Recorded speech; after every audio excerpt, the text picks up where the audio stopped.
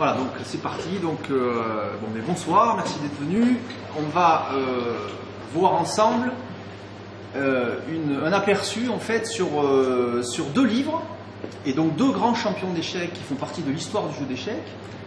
Et mieux que ça, comme on va le voir, c'est encore plus important que ça, que sont alors Ruy Lopez de Segura et Philidor. Alors, Ruy Lopez, on connaît au niveau du jeu d'échecs quand on est joueur d'échecs, puisque c'est le nom d'une ouverture.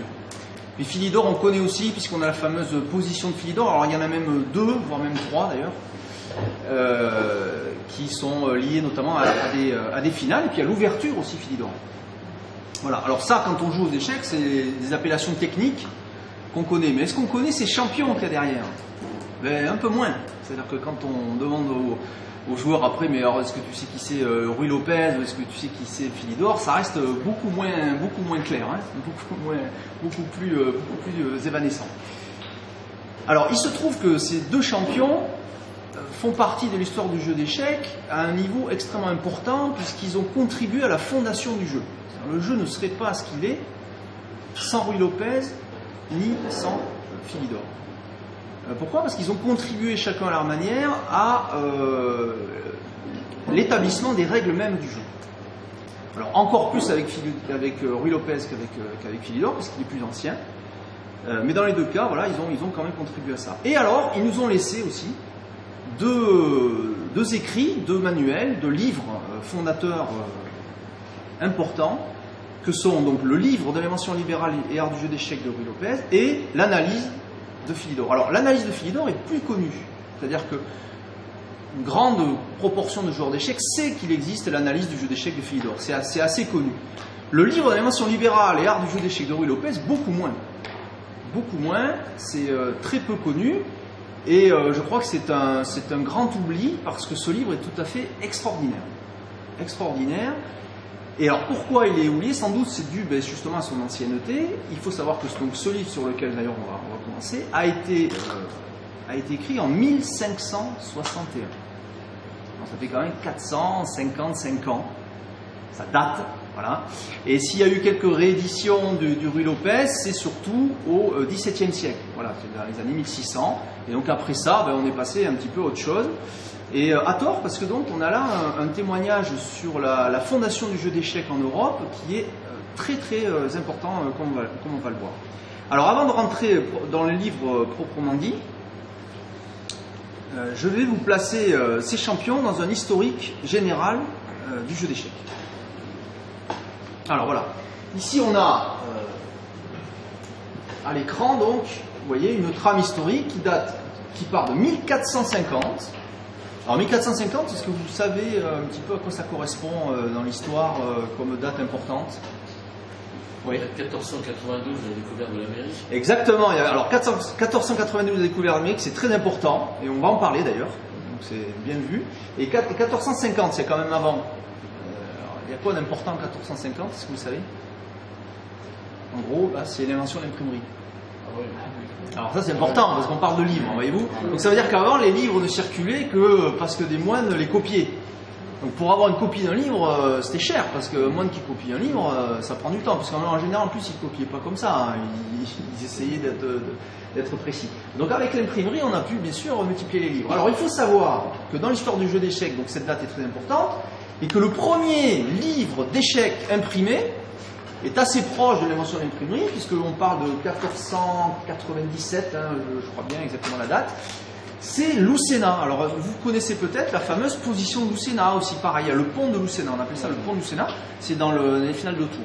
Donc là il y a un livre de Lucena. Alors le livre de Lucena, il est moins important que celui de Ruy Lopez, même s'il est important en termes historiques, c'est le premier livre imprimé d'échecs, voilà. Dans l'histoire du monde, hein, là on est au-delà de l'Espagne, hein, c'est un espagnol aussi, Lucena. On est dans quelque chose qui est sur ce livre-là quand même beaucoup plus poétique. Voilà. Alors, bon, je suis un peu en train de travailler dessus d'ailleurs aussi, parce que je pense que c'est un livre important aussi. Mais en termes de fondation, un peu moins que Ruy Lopez. Alors il faut savoir qu'après Lucena, il y a un deuxième livre important qui a été écrit par Pedro Damiano. Alors Damiano, c'est un Portugais. Et alors c'est très important par rapport à Ruy Lopez de savoir qu'il y avait Damiano avant. Alors Damiano a laissé son nom à un gambit d'ailleurs. Qui connaît le gambit de Damiano ici?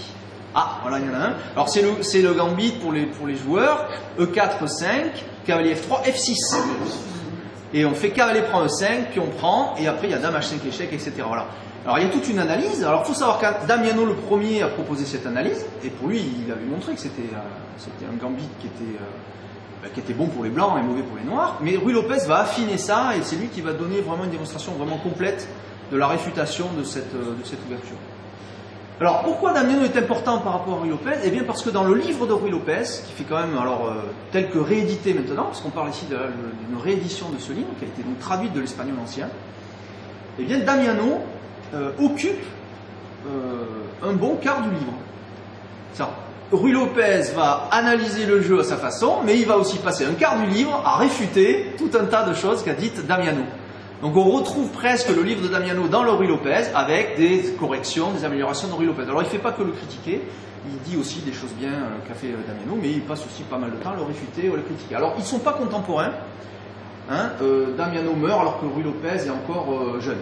Hein, donc on le voit aussi au niveau ici de, vous voyez les rectangles ici, ça montre, alors les rectangles, il y a du vert et du rouge, la totalité du rectangle montre la durée de vie du joueur d'échecs. Et la séparation entre le vert et le rouge, c'est le moment où ils ont écrit leur livre. D'accord? Donc le trait vertical ici, c'est la date à laquelle ils ont écrit leur livre. Donc pour Damiano, c'est 1512, vous voyez, ça tombe en 1512. Alors pour Ruy Lopez, donc c'est 1561. Alors il faut savoir qu'après Ruy Lopez, on a donc Greco. Alors Greco est connu. Hein.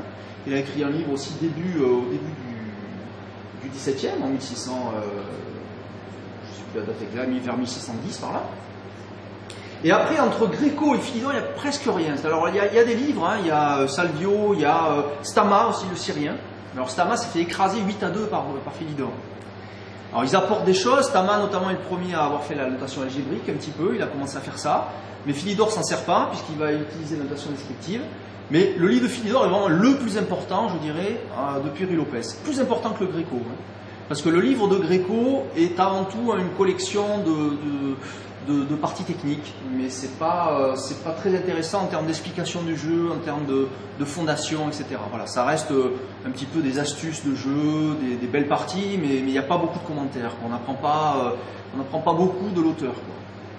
Et donc après Philidor, évidemment, alors on a beaucoup de champions au 19e. Alors pour Staunton, j'ai mis tout rouge parce qu'il a écrit beaucoup de livres.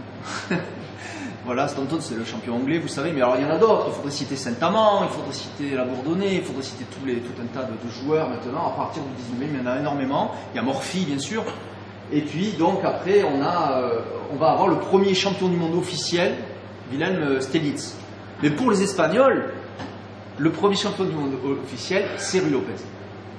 Alors, donc on va revenir à Ruy Lopez. 1492, effectivement, c'est la découverte de l'Amérique. Et Ruy Lopez, il n'est pas à ce moment-là, il est quand même bien plus tard, mais cette date est importante, on va le voir quand même, puisque Ruy Lopez naît sous le règne de Charles Quint.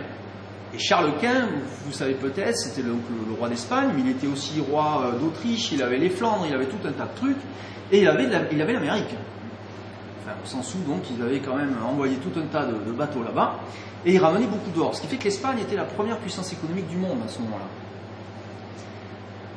Nicolas Giffard, dans son histoire des champions d'échecs, explique que les champions du monde d'échecs, les plus grands joueurs d'échecs de leur temps, concordent avec la puissance économique des nations.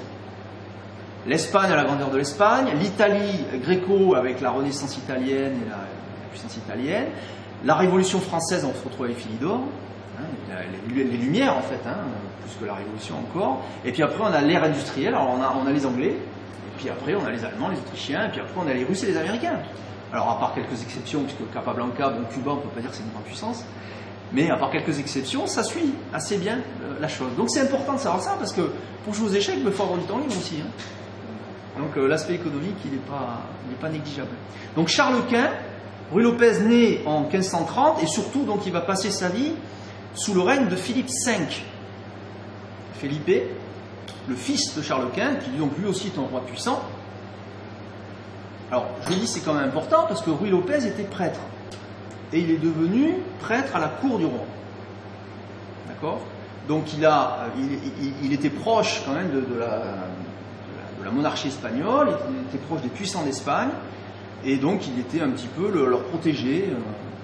Et à tel point que ce qui va se passer, c'est qu'en 1575, donc quand même on est 5 ans avant sa mort pour Ruy Lopez, en 1575 à la cour du roi d'Espagne, ici c'est un tableau réalisé par un Italien, Luigi Muzzini, réalisé en 1886, sur le premier tournoi international connu référencé de l'histoire du jeu d'échecs, 1575, donc à la cour d'Espagne, Philippe V.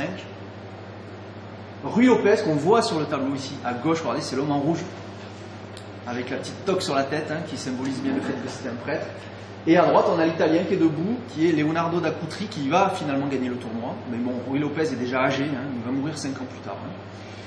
Et on a Philippe V d'Espagne qui est assis, on est bien à la cour d'Espagne. Et ce tournoi réunissait aussi 2 autres joueurs, Alfonso Cerón et Paolo Boy, qui était un autre Italien.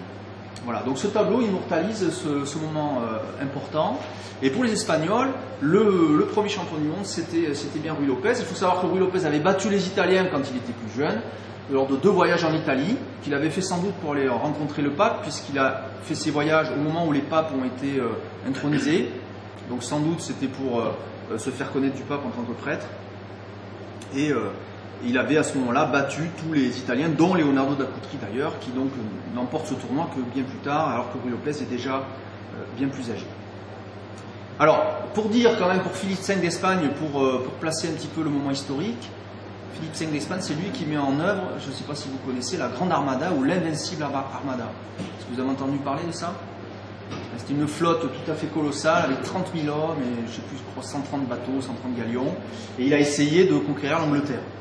Bon, il s'est cassé les dents, personne n'a jamais réussi à conquérir l'Angleterre. Donc il s'est fait couler, mais bon, pour savoir, c'était quand même quelque chose d'important. Avec ici, vous voyez, le tracé historique de cette armada. On est en 1588 lorsque cette armada se fait couler. On est 8 ans après la mort de Ruy Lopez. Ça, c'est pour placer le moment historique. Donc on va parler maintenant un petit peu de ce livre, que je vous présente un peu. Qu'est-ce que nous dit Ruy Lopez dans ce livre? Alors j'ai fait quelques notes. Voilà, petite lecture ici.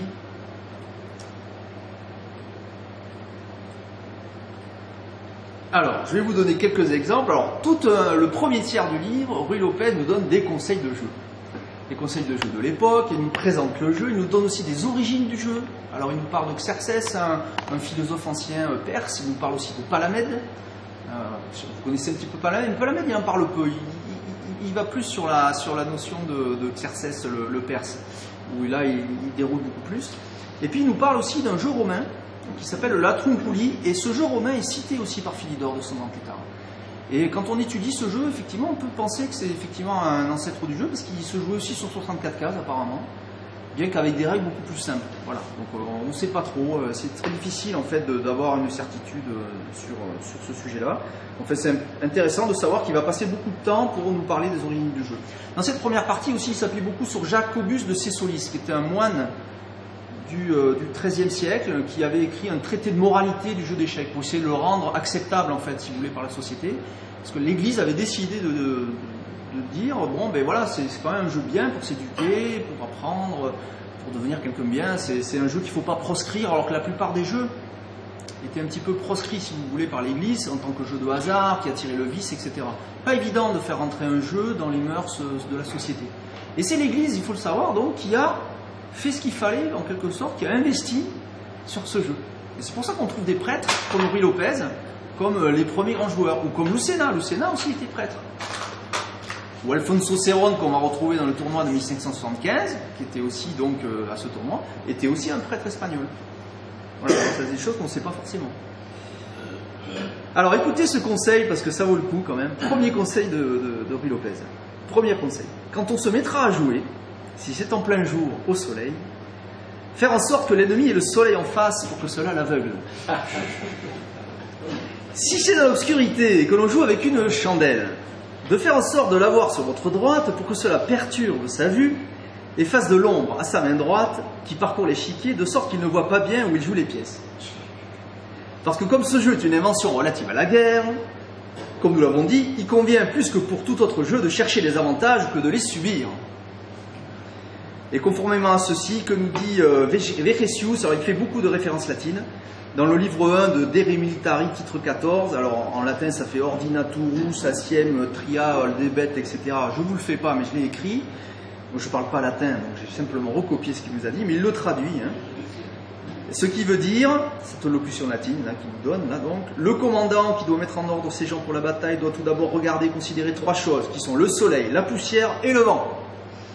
Parce que quand le soleil est de face, il aveugle, le vent contraire abat et déprime les armes lancées depuis votre camp et aide celles des adversaires.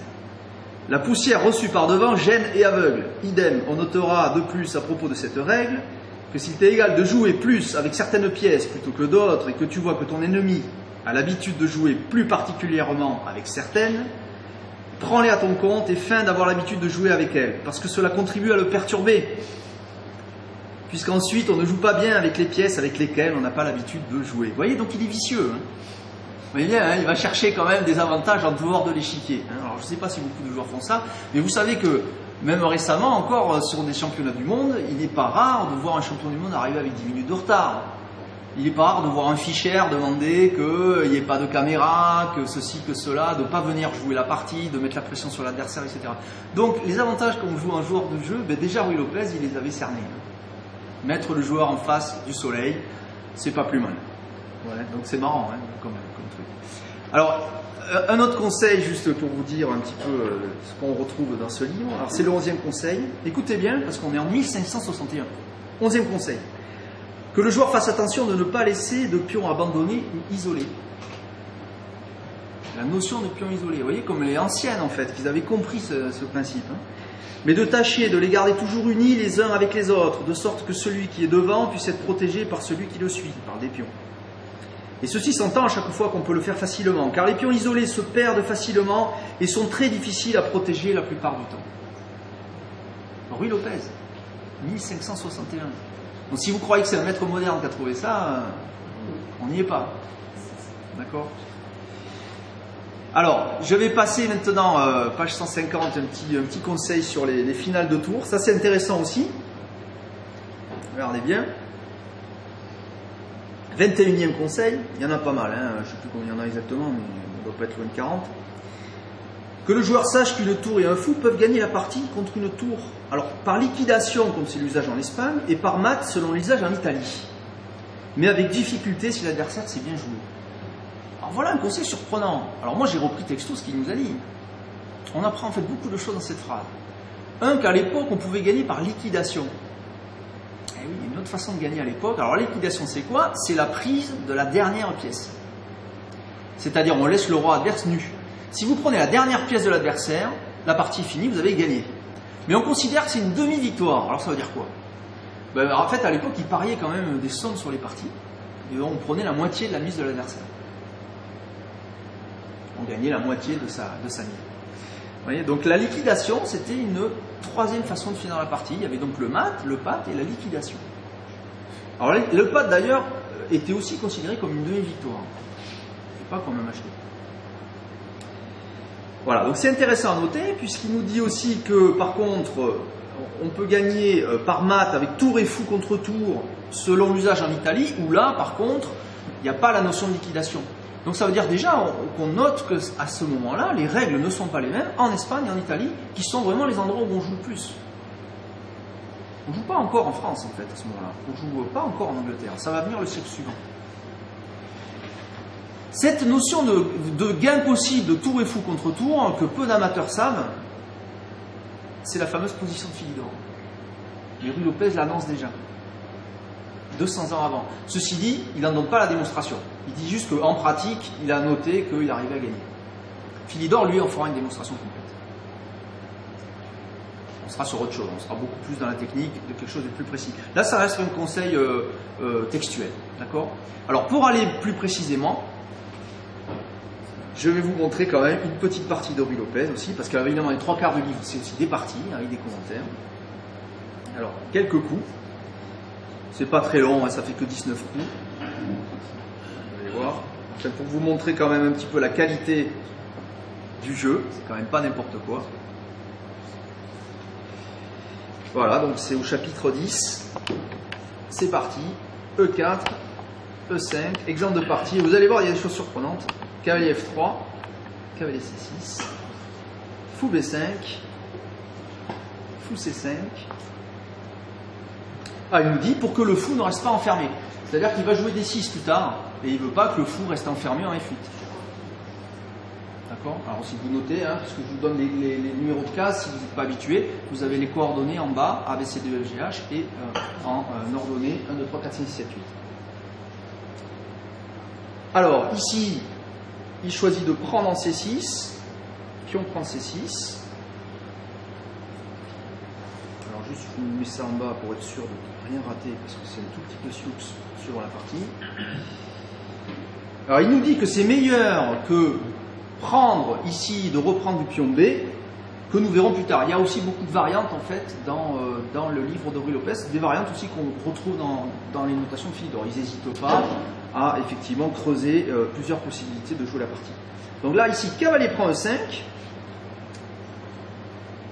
Et là, alors voilà, donc ici, il y a plusieurs variantes, mais là, celle que je vais vous montrer, c'est... Alors, il faut que je retrouve... Je ne me trompe pas. Je crois que c'est pas celle où on... Voilà, c'est là où les noirs jouent, voilà. Alors ici, il y a plusieurs possibilités. On peut prendre avec le fou ici en F2, puisque le roi reprend, et puis la dame vient en D4 avec échec, et on va reprendre le cavalier. Mais il nous propose aussi quelque chose qui semble plus fort, d'après lui, il le dit en tout cas, c'est dame D4. Attaque le cavalier E5, attaque E4, et menace mat en F2. C'est vrai que ça a l'air fort. Mais simplement, regardez, il y a un coup de défense un peu inattendu, cavalier G4. Alors, j'ai un ami qui est un bon joueur d'échecs qui m'a dit, mais c'est une faute, il suffit de prendre G4 et après c'est mat. Et non, c'est pas mat. Parce que si vous prenez G4 avec le fou, on reprend de la dame, et sur dame prend F2, on peut venir en D1 maintenant. Et figurez-vous que l'analyse de l'ordinateur nous dit que les blancs ont l'avantage. Ce qui a l'air extrêmement étonnant. C'est très étonnant. Il y a une grosse note, parce qu'en fait, si vous voulez, les blancs ont l'avantage du fait qu'à l'époque, on ne peut pas faire le roc, et ça on va le voir un petit peu dans la partie. Il n'y a pas le roc à l'époque. Il n'y avait pas le roc? Non, le roi saute. Le roi saute de 2 cases. Mais je crois qu'il y a un exemple dans cette partie. Donc ici, les noirs ne prennent pas donc... alors 5 cavalier 4. Voilà, 6.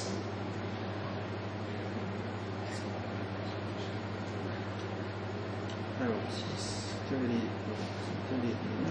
Dame D4. Alors ici c'est dame prend le 4. Échec. Et cavalier E3. Alors après, est-ce que je me trompe ici ou pas? Je regarde. 6 cavalier D3.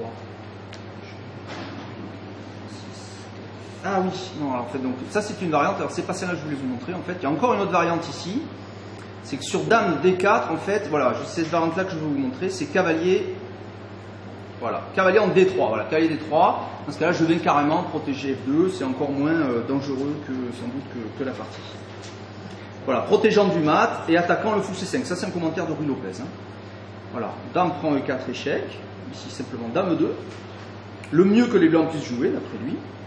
Dame prend E2 échec, roi prend E2, fou B6, puisque le fou est attaqué.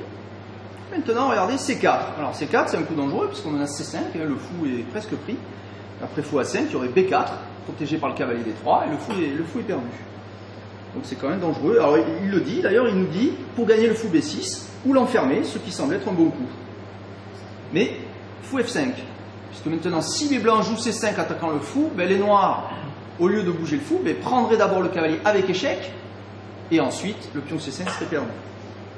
Il le dit, pour prendre le cavalier D3, puis prendre F2 avec le fou B6. Et puis après le fou pourrait prendre F2, on menace aussi fou prend, roi prend, et fou prend F2. Voilà. Et donc là, cavalier E1. Voilà, pour empêcher ces menaces. On voit que c'est passif. Pour remédier à la menace et pour ouvrir la voie au fou C1. Alors oui, là aussi, en enlevant le cavalier, on libère le pion D, et donc le fou C1 va pouvoir peut-être sortir. Alors, cavalier F6, D3, et là, magnifique coup de Ruy Lopez, alors là c'est extraordinaire, et c'est là qu'on voit que c'est un manuel de 1561, puisque le coup des noirs, tenez-vous bien, dans cette position, c'est Roi F8. roi G6. Alors, évidemment, alors je peux pas le jouer sur ce logiciel. Alors, oui, roi G6. Alors, je peux pas le jouer, mais je peux le faire. Éditer. Comment il faut faire? Il faut que je fasse éditer. Le roi pouvait sauter 2 cases. Il pouvait se déplacer 2 cases. Ouais, non, je peux le faire. Il faut que je éditer. Pourquoi position de départ? Voilà, c'est ça, c'est pas la position de départ. En fait, voilà. Donc je vais le faire le roi ici en G6, d'accord? Avec derrière le trait au blanc. Voilà, tout simplement. Joli coup. Super. Hein, vous voyez? Je crois que j'ai dit un commentaire. Note. Alors, c'est pas la première fois dans le livre qu'on voit un saut du roi. Évidemment, c'est expliqué au début aussi. Hein. Il explique les règles, alors il explique tout ça. Donc en fait, à la place de roquet, le roi avait le droit de sauter de 2 cases. Et vous voyez où il veut. Même y compris par-dessus une pièce. Et alors là, ça c'est même pas un coup de cavalier, puisque c'est un coup par-dessus un pion en diagonale. Vous voyez? Donc c'est 2 cases où il veut. Et ça, c'est une seule fois dans la partie? C'est une seule fois dans la partie. Voilà, ça ressemble au roc, mais c'est pas le roc. Donc ça c'est important à noter. Et alors moi j'ai mis un petit commentaire en bas de page. Il y a presque 400 notes de bas de page, hein, donc il y a de quoi aussi, vous voyez que j'ai pris du temps pour expliquer les choses, hein, parce que moi-même j'ai été surpris plus d'une fois. Alors toujours au sur du roi, cette fois en diagonale, et j'ai mis on ne s'y fait pas facilement. Voilà. Alors effectivement, mais c'est un bon coup, regardez, les tours sont liées, hein, c'est magnifique. Voilà. Alors évidemment pour lui, pour Ruy Lopez, il n'y a aucun commentaire sur ce coup, c'est un coup légal qui pose aucun souci. Voilà. Alors évidemment quand on le voit, on peut se demander. Alors ici il faut E3. Alors il nous dit semble être un bon coup pour échanger les fous et réunir les pions, ou pour gagner le fou adverse, signifie pas attention. Alors, tour H8 cloue le fou, hein, il le dit, cloue le fou E3. Alors évidemment tout ça il le dit en espagnol en original, là c'est traduit, hein, c'est traduit de l'espagnol original. Hein. On est d'accord. Hein. Ici donc roi D2, ça décloue le fou, c'est lui qui nous le dit. Fou prend E3. Puis on prend un 3, tour à D8, et on voit bien que l'activité des noirs est extrêmement puissante. Et vous allez voir comment il finit la partie, c'est quand même assez joli. Donc on voit quand même la qualité du joueur avec cette analyse. Alors c'est très certainement ici, c'est une partie qui n'est pas une partie qui sans doute jouée, mais une partie qu'il a composée afin d'enseigner le jeu dans le manuel. C'est pas une partie effectivement jouée. Donc cavalier D1, vous voyez comme les cavaliers sont tristes quand même sur la première. Protège le pion E3, c'est ce qu'il nous explique. Cavalier E5. Attaque le pion D3 et ainsi gagne la partie. C'est un peu ce qu'il nous dit. Et alors, il nous propose une variante, regardez, alors il faut absolument la voir. C'est le 15e coup. Alors, le 15e coup roi E2, c'est-à-dire au lieu de jouer cavalier C3. Voilà. Au lieu de jouer ça, alors ici, au lieu de jouer ça, il nous propose, si vous jouez ça, regardez, sur roi E2.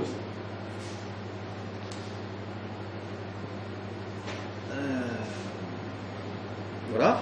Donc ici, cavalier G4, attaque le pion E3. E4. Et là, sacrifice. Fou prend E4, D prend E4, tour prend E4 avec échec. Regardez comme c'est joli.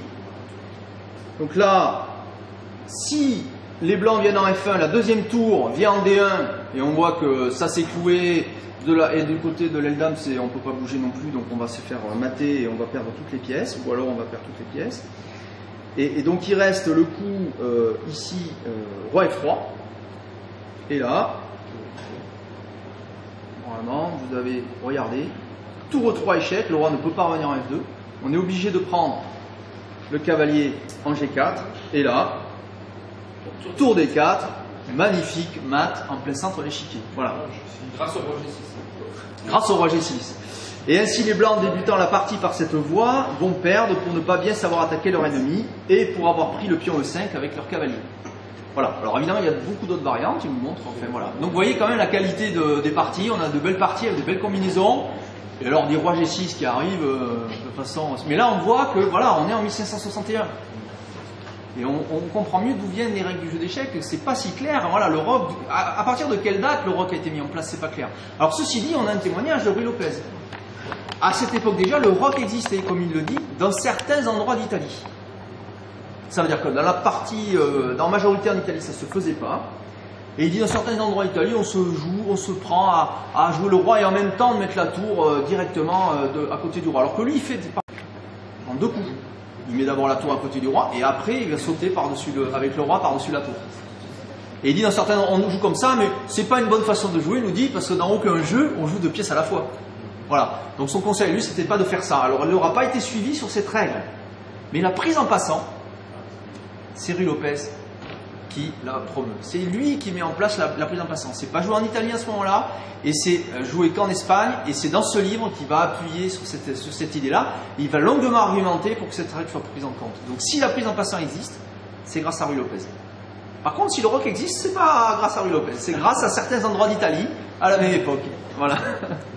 Donc voilà sur ce premier manuel. Alors si vous voulez bien maintenant voir un petit œil sur Philidor. Voilà, donc ça va être aussi intéressant. Je vais essayer de faire un peu plus court parce qu'on était. Oh, on a encore le temps. On a démarré à quelle heure? À 20h20, à peu près, 20h30. On a encore le temps, on est dans les temps, ça va, il n'y a pas de problème. Donc je vous refais un petit œil sur le graphe historique. On vient de voir Ruy Lopez avec quelques exemples sur ce manuel. Alors, j'ai une petite information complémentaire. Donc ce manuel fait 494 pages, c'est l'original. C'est pas un livre sur Ruy Lopez, on est d'accord. Hein. C'est le manuel de Ruy Lopez. Simplement, il est traduit et modernisé pour qu'il soit aujourd'hui accessible. Et à part cette histoire de saut du roi à la place du roc, toutes les règles sont les mêmes. Il y a des petites variations, comme on l'a vu, puisqu'il y a la liquidation est une fin de partie quand on prend la dernière pièce de l'adversaire. Ce qui fait que, notamment, d'ailleurs, pour Ruy Lopez, la finale dame et roi contre roi et pion, vous ne pouvez pas la gagner si vous prenez le pion.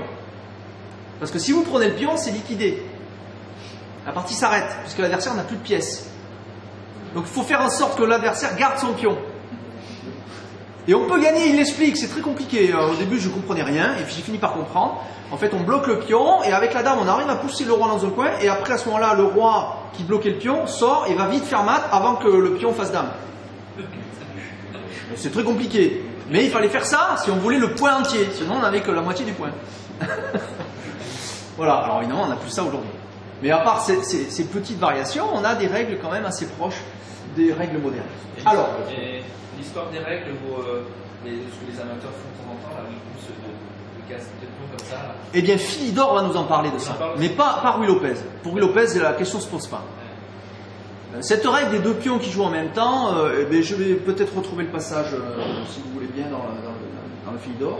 Donc je ne l'ai pas noté dans les notes, mais il en parle en disant que c'est une façon... Mais si, je crois que j'ai noté justement. Donc on va le voir. Vous allez voir d'où ça vient et pourquoi Philidor a mis un terme à ça assez rapidement et que justement on a fini par laisser tomber. Mais c'est vrai qu'encore aujourd'hui on retrouve cette idée de vouloir jouer les 2 pions à la fois. Les amateurs. Alors, donc à Philidor, on est quand même donc 200 ans plus tard. Alors, il faut savoir que le Philidor a été édité en 2 fois. Première édition, 1749. Philidor a donc 23 ans, puisqu'il est né en 26. Et il vient de battre Stamma 2 ans plus tôt. C'est-à-dire qu'il avait 21 ans. Il a battu Stamma à Londres par 8-2. Stamma était considéré comme un grand joueur. C'était le Syrien, on l'appelait. Originaire d'Alep en Syrie. Hein, ça résonne, hein, Alep en Syrie aujourd'hui. Hein, ouais.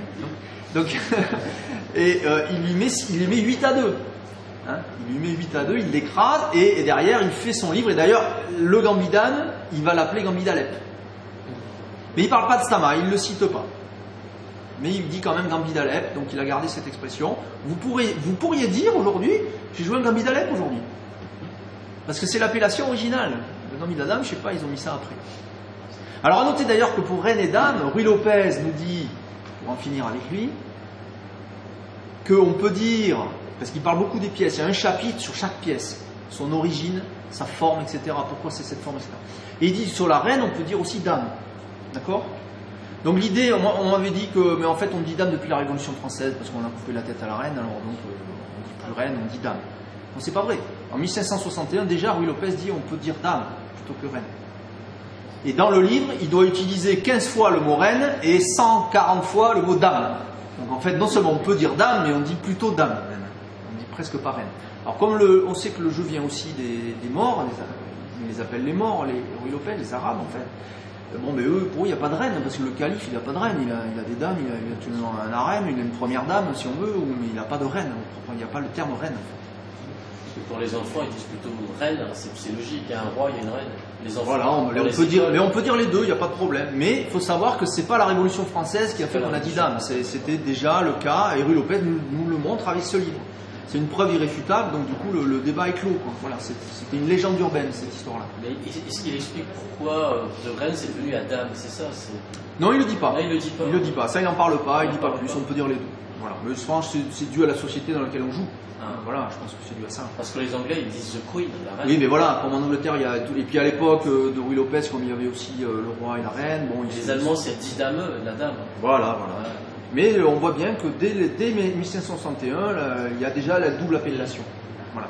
Alors pour Philidor, on est 200 ans après, 1749, première édition du livre. Il n'y a pas les finales en 1749.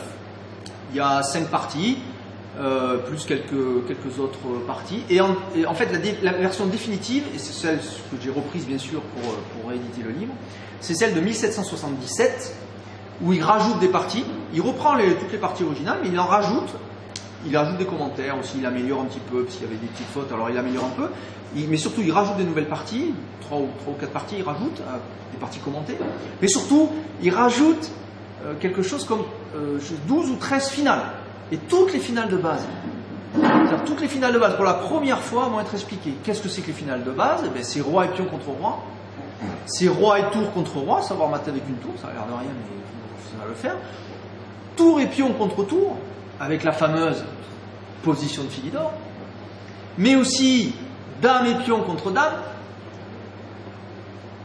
roi et dame contre roi et pion. Vous savez que si le pion adverse est proche de fer dame, c'est pas simple de gagner, notamment s'il est sur la case, eh bien, par exemple C7 ou F7, eh bien, vous pouvez pas gagner, et c'est Philidor qui vous l'explique. Voilà. Donc Philidor est le premier à vous faire une revue exhaustive de l'ensemble des finales de base qu'il faut connaître. Il fait aussi la démonstration complète du fou et cavalier contre roi. Maté avec fou et cavalier, à un moment donné, il annonce, et maintenant il y a mat en 18 coups. Pas mal. 1777. Maintenant il y a mat en 18 coups. Hein? Aujourd'hui, si vous n'avez pas un ordinateur pour dire que c'est mat en 18 coups, je suis pas sûr qu'il y en ait beaucoup qui sachent le calculer. Hein. Alors, donc, pour continuer sur Philidor, pour vous placer un petit peu le personnage.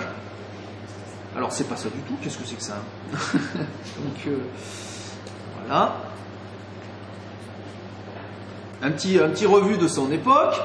Alors, Philidor, essentiellement, c'est Louis XV. Puisqu'il est né en 1726. Louis XV est déjà... Alors, il y a l'histoire du régent entre Louis XIV et Louis XV. C'est pour ça d'ailleurs que le café de la Régence, ça vient de cette histoire de régence entre Louis XIV et Louis XV. Mais Philidor, pour lui, son roi, c'est Louis XV. Il est sous Louis XV, et à tel point que, je vous rappelle que Philidor est avant tout musicien au départ. Il est musicien. Et il est musicien, il fait partie de la troupe des musiciens. Alors, il fait partie d'une famille, les Philidor, qui sont musiciens pour le roi depuis plusieurs générations. Et ça remonte à, genre, je ne sais pas si c'est pas 150 ans, c'est très ancien. Donc il fait vraiment partie d'une dynastie de musiciens. C'est pas un musicien voilà, qui est arrivé comme ça, il fait partie d'une famille, c'est familial. Et en fait, pourquoi il se met à jouer aux échecs? Parce qu'entre les moments où ils font de la musique, il faut bien qu'ils s'occupent en fait. Hein. Voilà. Les musiciens s'occupent, et ils s'occupent notamment à jouer aux échecs. Ça leur paraît un passe-temps sympa. Et Philidor se retrouve extrêmement brillant pour ça. Mais en musique, il est très bon aussi. Il faut savoir qu'encore aujourd'hui, vous avez des orchestres qui refont du Philidor. Alors moi-même, je me suis procuré le dernier CD de Philidor. Voilà. Et je peux vous assurer que c'est pas mal, quoi. C'est de la bonne musique. Écoutez, c'est de la musique du 18e, bien sûr. Hein, voilà. Donc alors c'est pas du Mozart, c'est pas du Beethoven, c'est autre chose. Mais c'est de la bonne musique. Il y a des critiques musicaux qui écrivent sur Philidor. Et il a fait des opéras qui sont... je crois que c'est un de ceux qui a importé justement, je crois, je sais pas si c'est l'opéra comique ou je sais plus quel genre d'opéra en France. Alors je suis pas musicien, donc je vais dire des bêtises. Mais voilà, c'est un musicien reconnu, toujours reconnu aujourd'hui. C'est un grand musicien. C'est pas voilà, mais c'est aussi un immense joueur d'échecs. Je pense qu'il est plus grand en tant que joueur d'échecs qu'en tant que musicien, même si c'était aussi un grand musicien, il faut le savoir. Et donc notamment à la cour du roi. Alors notamment, il faut savoir que Louis XV lui a accordé une bourse pour son opéra Ernellinde, je crois que ça s'appelle, quelque chose comme ça. Bon, j'y connais rien, mais il faut savoir voilà, qu'il a été honoré pour ses travaux de musicien. Alors voilà un petit portrait de Philidor, c'est un des rares qu'on a. C'est celui qui est normalement sur les éditions originales de son livre. Voilà, il est de profil. Bon, pas plus, j'ai rien à dire là-dessus. On voit, bon, ben, avec les boucles, hein, voilà, quelqu'un du 18e, bon, très bien. Alors voilà, ça c'est plus intéressant. L'opéra à Paris. Place de l'Opéra, vous avez l'Opéra. Pas l'Opéra Bastille, hein, l'ancien. Eh bien, vous avez tout un tas de musiciens qui sont sur le fronton. Eh bien, vous avez Philidor. Voilà. Je ne sais pas si vous le saviez, mais voilà. C'est l'Opéra Garnier. Voilà. C'est l'Opéra Garnier. Ouais, c'est ça. Exactement, l'Opéra Garnier. Donc, vous avez ça. Alors, cette photo, alors il y en a plusieurs à peu près similaires. Mais je crois que celle-ci a été prise par Jean-Olivier Lecomte. Jean-Olivier Lecomte, qui est un maître fidé en France et qui vient d'écrire un magnifique travail. Il a fait en 2 tomes, il a fait l'histoire du Café de la Régence de 1680, je crois, le début des cafés à Paris. Parce que le café n'était pas connu avant, jusqu'aux années 1950. Vous voyez, donc il a fait vraiment un gros truc. En 2 tomes, c'est énorme. Chaque tome fait 800 pages. Bon, bref. Et forcément, il parle de Philidor, parce que Philidor était un des grands joueurs du Café de la Régence. Et c'est lui qui est allé prendre cette photo. Voilà, donc le grand Philidor est toujours présent sur nos monuments, en belle place. Alors il faut savoir aussi, et cette photo a été prise par moi-même. Voilà, ça c'est une photo. Alors elle est sur Wikipédia, je l'ai publiée sur Wikipédia. J'ai pris du temps pour aller dans cette rue du 20e. Alors c'est une petite rue, mais n'empêche qu'elle est là. Il y a la rue Philidor à Paris dans le 20e. Voilà. Et heureusement que je suis allé faire la photo, parce qu'il n'y en a pas un qui s'est bougé pour aller faire la photo. C'est quand même extraordinaire. Alors voilà, donc vous voyez qu'il est honoré 2 fois à Paris. Et on est quand même bien longtemps après sa mort. Donc c'est pas rien Philidor, hein. Voilà, c'est quand même tout à fait énorme. Compositeur et célèbre joueur d'échecs français. Donc, alors, Philidor, analyse du jeu d'échecs. Alors qu'est-ce que c'est que ça? Alors là pareil, j'ai préparé une petite lecture sympathique, avec quelques extraits. Alors justement, critique sur l'évolution des manières de jouer, page 25. Alors, dans ce livre, qui est la réédition, mot pour mot, de son manuel de 1777, alors, j'avais fait une première édition où j'avais repris que la version 1777 pure et dure. J'ai fait une deuxième édition parce que j'ai rajouté la préface de 1749. Alors pourquoi j'ai fait ça? Parce qu'elle est riche, il y a beaucoup de choses, et je me suis dit c'est quand même dommage de ne pas la mettre. Voilà, donc il y a des choses très intéressantes, et elle est plus longue en plus. Et elle nous apprend presque... Oui, la deuxième préface, elle est très courte, bizarrement, elle fait presque 1 page, alors que celle-ci, on va en faire 4 ou 5. Alors, qu'est-ce qu'il nous dit? Cependant, comme toute chose est sujette au changement, je vois avec regret que ce noble jeu n'a pas conservé toute sa pureté. Selon les règles attribuées à Palamède, il est dit que les Grecs les observaient si exactement qu'ils n'auraient pu souffrir un échiquier mal tourné. Ils voulaient absolument, comparant toujours ce jeu à une bataille, même chose que dit Ruy Lopez, comparant ce jeu à quelque chose, une simulation guerrière. Voilà, il dit, comparant ce jeu à une bataille, que la tour de la droite fut placée sur une case blanche, la fameuse case blanche à droite, parce que cette couleur étant de bon augure parmi eux, chacun des 2 combattants se promettait la victoire par le moyen de cette case blanche à leur droite. Et que ce soit les noirs ou les blancs, les 2 ont case blanche à droite. En plusieurs endroits de l'Allemagne, on a défiguré ce jeu. À ne le reconnaître que par la forme de l'échiquier et des pièces. Premièrement, on fait jouer 2 coups de suite en commençant la partie. Les fameux 2 coups de pion. Cette méthode doit paraître d'autant plus ridicule qu'il n'y a aucun jeu où l'on ne joue alternativement chacun à son tour. Alors c'est marrant parce que cette remarque est la même que fait Ruy Lopez vis-à-vis du rock, où on joue 2 pièces à la fois. Alors autant il le critique pour le fait qu'on joue 2 pions, mais il ne le critique pas pour le rock où on joue quand même 2 pièces. Moi j'aurais tendance à dire qu'il faudrait revenir sur cette histoire de règles là, et peut-être que revenir au conseil de Ruy Lopez. Pourquoi pas? Ça changerait la théorie. Ça va être dur à changer. Ah, ça va être dur, oui. Et d'ailleurs, pourra-t-on aisément concevoir qu'entre 2 bons joueurs, celui qui joue le dernier ait beaucoup de chances pour gagner la partie? En second lieu, on donne au pion le droit de passer prise. Alors, passer prise, ou comme Ruy Lopez le disait aussi, sin tomar en la via, sans prendre en passant. Donc voilà, on avait le droit d'éviter la prise en passant. Donc en Allemagne à ce moment-là, on donne au pion le droit de passer prise. Voilà. Ce qui fait, donc vous pouvez jouer de 2 coups son pion, en évitant de se faire prendre en passant, quoi, en fait. Voilà. Ce qui forme, donc il faut savoir qu'en Allemagne à ce moment-là, donc il n'y a pas la prise en passant. Et on est en 1749, première édition du livre. Donc, vous voyez, c'est arrivé tard la prise en passant. Il faut savoir que les règles du jeu n'ont été unifiées entre les pays que fin 19e. C'est pour ça que ce tennis est le premier champion du monde. Pourquoi il n'y a pas de champion du monde avant tennis? Parce qu'on n'est pas d'accord sur les règles. Donc on va jouer avec quelles règles pour définir le meilleur joueur? Vous voyez, vous comprenez l'importance d'avoir compris cette histoire de règles? C'est parce que les règles sont unifiées en 1876, parce que c'est en 1876 qu'a eu le match, c'est parce que les règles sont unifiées que les Italiens finissent par accepter tout un tas de trucs, que on se dit, bon, mais maintenant on peut avoir un vrai champion du monde, puisqu'on est d'accord. Et monsieur l'arbitre ici, ça l'intéresse, parce que lui, les règles, vous voyez, c'est son truc. Donc, en second lieu, donc, on donne le droit de passer prise, ce qui forme non seulement un jeu tout différent du véritable, mais il diminue de beaucoup sa beauté. Parce qu'un seul pion pourra passer au devant de deux autres qui, avec adresse et peine, se seront industrieusement glissés à 3 cases de fer dame, et qui se trouveront arrêtés par le roi ou par le fou adverse, tandis que ce seul pion ira ou faire une dame, ou vous forcera d'abandonner tous les vôtres avancés. En gros, il dit, il y a un camp qui a avancé tous ses pions, etc. Et puis alors, le petit pion peut jouer de 2 cases, éviter la prise et filer à dame, et ça change toute la construction qu'on a pu faire dans la partie. Voilà.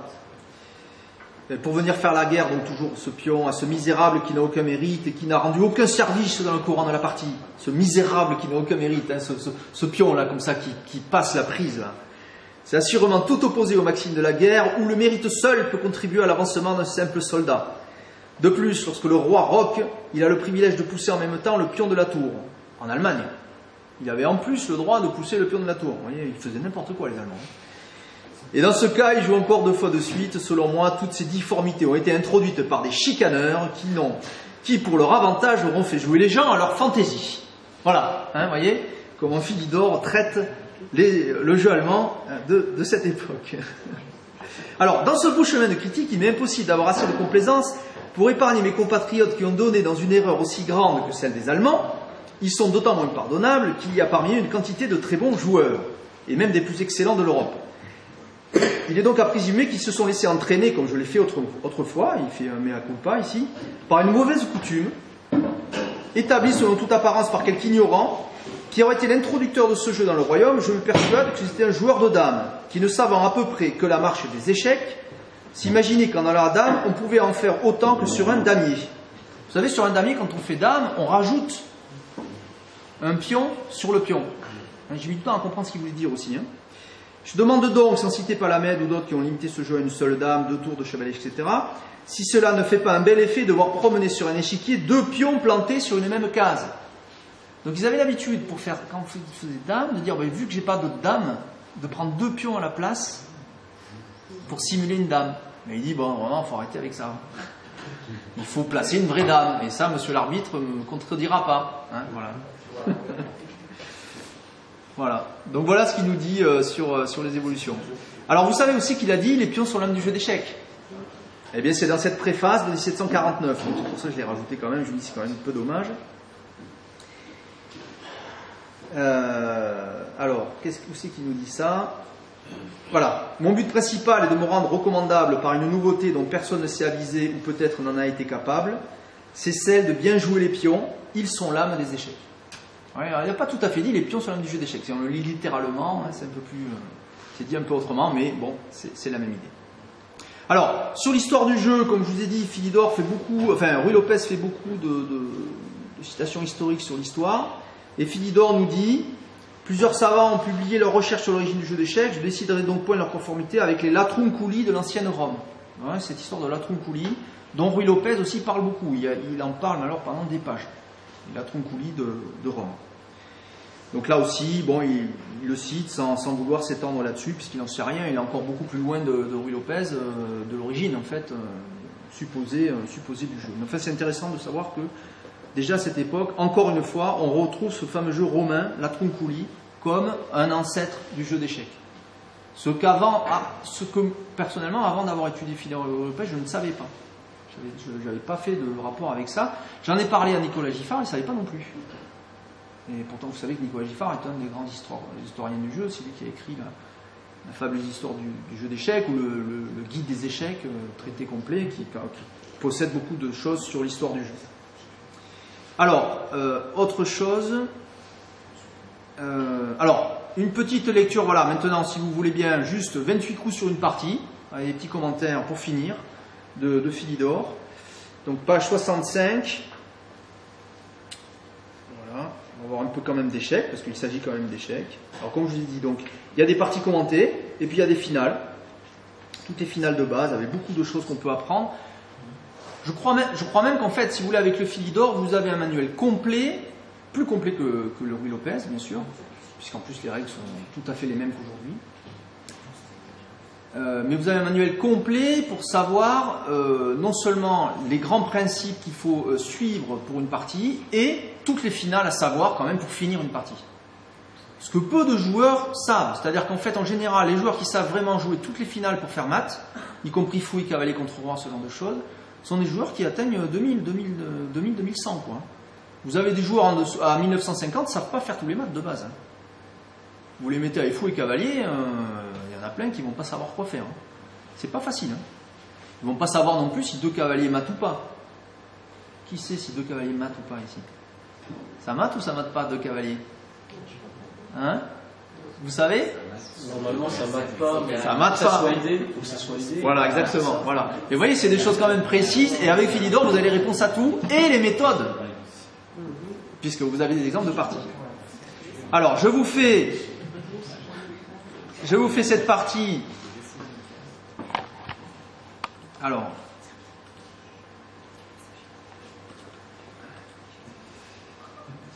voilà, nouvelle partie. Voilà.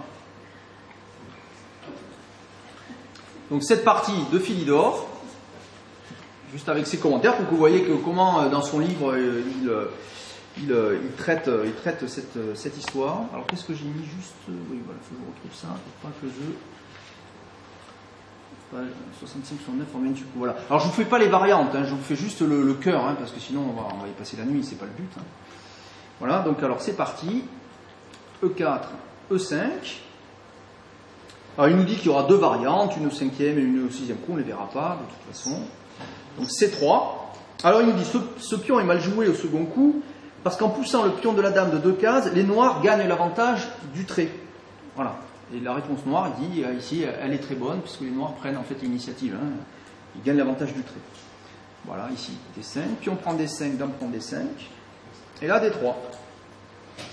Alors si au lieu de jouer ce pion, les blancs avaient joué le cavalier G1 en E2, les noirs auraient alors poussé en avant leur pion E5, ils auraient poussé E4. Hein. Si on n'avait pas joué D3, si les blancs avaient joué ça, ils auraient joué eux-mêmes E4, comme ça, ils auraient poussé en avant leur pion E5, comme il dit, donc ils auraient joué E5 en E4, et qu'ils auraient ensuite soutenu par le pion F.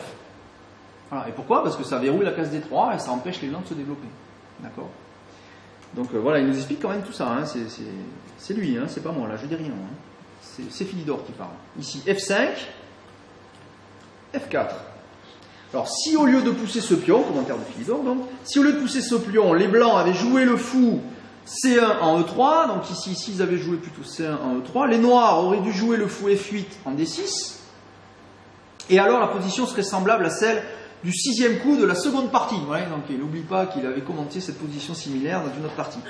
Mais si les blancs attaquaient la dame noire avec le pion C4, si les blancs attaquaient la noire avec le pion C4, ce serait mal joué parce que le pion D3 resterait arriéré. Notion de pion arriéré, Philidor, 1777. Voyez à ce sujet la remarque du 18e coup de la 3e partie. Alors là, vous allez chercher la 3e partie, 18e coup, et nous en ferons néanmoins le sujet d'une première variante.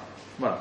Donc il y a le coup F4, et donc ici E4. Alors c'est une règle générale qu'il faut toujours éviter d'échanger le pion E contre le pion F. La même règle doit s'observer à l'égard du pion D contre le pion C, parce qu'il est démontré que les pions E et D ont plus de valeur que les autres. En fait, qu'est-ce qu'il met en avant ici? Les pions centraux.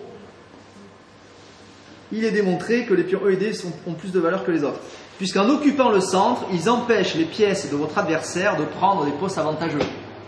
C'est pas beau ça? C'est pas bien dit? C'est pas du beau français du 18e ça? Donc ici, D4. Si au lieu de pousser ce pion, les blancs avaient pris le pion E, donc si ici les blancs, bien sûr les blancs auraient pu prendre le pion E, les noirs auraient dû alors prendre la dame, ils auraient dû donc échanger les dames, et ensuite reprendre le pion en empêchant les blancs de roquer. Ils auraient déroqué les blancs. Classique. On sait que c'est bien de déroquer en général l'adversaire. En empêchant les blancs de roquer, les noirs conservent l'attaque. Mais comme les blancs pourraient jouer leur dame en E2, nous ferons de ce coup le sujet d'une variante. Alors, il y aurait quand même eu aussi la possibilité aussi pour les blancs ici de jouer dame E2. Parce que le pion E4 ici est cloué, et si les noirs prennent de la dame, on peut tout échanger avec le fou qui reprend. Mais il dit, bon, c'est le sujet d'une variante, c'est une autre partie, on la regardera pas. Donc D4, dame F7. Là, il n'y a pas de commentaire. Fou E3, cavalier F6. Cavalier D2. Là, il y a une longue série de coups sans commentaire, ça arrive aussi. Cavalier D5. Fou C4. Attention, un petit clouage ici. Simplement, protection. Dame B3. Fou E6. À noter qu'il n'y a pas de problème sur B7, puisque la dame F7 ici protège. Hein. Ça, c'est moi, hein, c'est pas Philidor. Voilà. Fou prend D5. C prend D5. Alors écoutez. Lorsqu'on a deux corps de pions séparés, alors ici on a deux corps de pions séparés, les pions A et B ici, puis tous les autres pions ici. On a deux corps de pions séparés. Lorsqu'on a deux corps de pions séparés, il faut toujours augmenter celui qui est le plus fort. Alors je ne sais pas si c'est un conseil toujours malin, mais ouais, il faut toujours augmenter celui qui est le plus fort. C'est-à-dire que là, il reprend pour aller augmenter la masse des pions de droite. En réunissant au centre le plus de pions qu'il est possible. Toujours pareil, alors réunir les pions au centre. Donc aller vers le centre pour les pions et aussi augmenter la masse des pions les plus nombreux. Conseil de Philidor. Ah, je sais pas. Faut voir. Là, moi, je dis rien là-dessus. Cavalier E2, fou D6, petit roc. Moi, j'ai rien changé, il faut dire, au manuel historique. Hein. Je ne fais que vous donner le manuel de Philidor. J'ai pas fait de commentaire non plus sur la technicité. C'était pas mon but. Moi, j'ai voulu simplement vous donner le manuel de Philidor tel qu'il est, juste lisible en notation algébrique, avec un maximum d'échiquiers. Il y en a un tous les 4 coups. Voilà.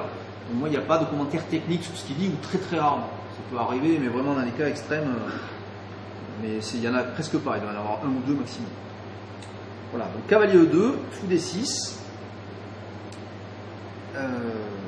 Donc petit roc, voilà, ça c'est fait, et H6, très bien, dame C2.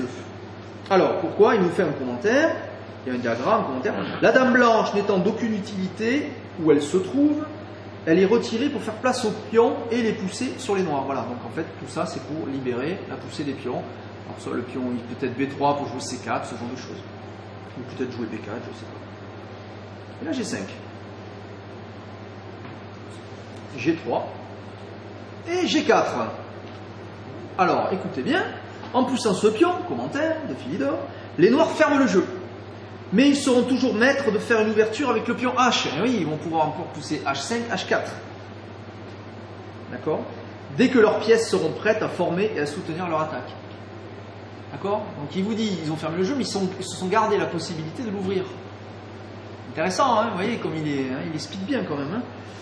Ici, B3, cavalier C6, toujours développement de pièces, et là, voilà, ça y est, C4. Donc, vous voyez pourquoi il a sorti la dame, il a permis à ses pions de pouvoir pousser. Et là, maintenant, grand roc. D'ailleurs, ça paraît dangereux, parce qu'il y a un vis-à-vis ici d'un roi. Hein. Les noirs roquent du côté dame pour avoir l'attaque plus libre côté roi. Et oui, parce que là, on voit bien qu'ils ont préparé tout pour faire une attaque, donc ils roquent de l'autre côté. Alors normalement c'est un conseil que vous avez dû apprendre, hein. Il vaut mieux roquer du côté opposé où on fait l'attaque. On ne va pas roquer du côté où on a avancé ses pions, puisque notre roi ne serait pas bien protégé. Les noirs roquent du côté dame pour pouvoir l'attaque plus libre côté roi, mais si au lieu de roquer, ils prenaient le pion qui leur est offert, alors si au lieu de roquer, ils avaient pris le pion en C4 ici, ils réuniraient alors au centre les pions de l'adversaire. Les blancs auraient repris du pion B et ils auraient réuni eux-mêmes leurs pions vers le centre. Lesquels gêneraient leurs pièces. Voilà. Effectivement, le centre blanc serait fort, en fait. Voilà. Si on lit bien et qu'on comprend bien ce qu'il nous dit. Donc ici, ce sont les blancs qui prennent, et non pas les noirs. Fou prend, donc il n'y a pas beaucoup de pions au centre, il n'y en a qu'un. Et maintenant, cavalier C4. Et là, ça y est, c'est l'heure H5. Si les noirs avaient pris le cavalier avec le fou D5, ils auraient fait la faute annoncée ci-dessus. Puisque les blancs auraient repris du pion B et ils auraient permis aux blancs de ramener leur pion vers le centre. Autant c'est bien pour nous, autant c'est quelque chose à éviter concernant l'adversaire. D'accord ? Il ne faut pas permettre à l'adversaire de réunir ses pions vers le centre. Mais c'est quand même bien expliqué et il revient dessus. Oui, il vous réexplique le truc. Alors ici, cavalier prend D6, tour prend D6, fou F2. Les blancs jouent ce fou pour remplacer le pion G3 en cas de prise. Et des noirs. H4 quand même. Et là, B4. Alors notez que le cavalier ne peut pas prendre puisqu'il y a un clouage. Alors les blancs jouent ce pion pour attaquer le cavalier qui couvre le roi noir. Effectivement, ce cavalier couvre le roi noir. Ne pouvant mieux faire car il perdrait de même en prenant le pion. Il perdrait de même en prenant ce pion. Mais il n'en dit pas plus. Il n'y a pas de variante, il n'y a rien. À vous de vérifier. Et maintenant, tour DH6. Alors les noirs se moquent du fait que les blancs peuvent pousser. D'ailleurs, ils poussent. B5, qui a l'air de gagner le cavalier. D'accord, mais on voit bien aussi qu'il y a une attaque là. Alors bon, tout ça est très chaud. Vous voyez, ça va se terminer assez vite maintenant. Et là, regardez, hop, E3. Alors ça s'appelle la surcharge, ça, vous voyez. Le fou peut pas à la fois prendre ici et protéger l'aile roi. Donc il faut qu'il choisisse. E3, et là, fou E1, forcé. Si les blancs prennent le pion avec leur fou, ils perdent également. Alors regardez maintenant la fin, ça va aller assez vite. H prend, fou prend, et paf! Sacrifice. Tour prend H2, fou prend H2, et là regardez, boum! Tour prend H2. Il n'y a pas plus de commentaires. Voilà. On reprend, dame H5 échec. Roi G1, et regardez le fou là. C'est pour ça qu'on a joué E3. D'accord. Dame H1, échec et mat. Commentaire de Philidor. Il est à remarquer que lorsqu'on réussit à faire une ouverture sur le roi avec 2 ou 3 pions, la partie est absolument gagnée. Et voilà. Merci de m'avoir écouté pour cette présentation.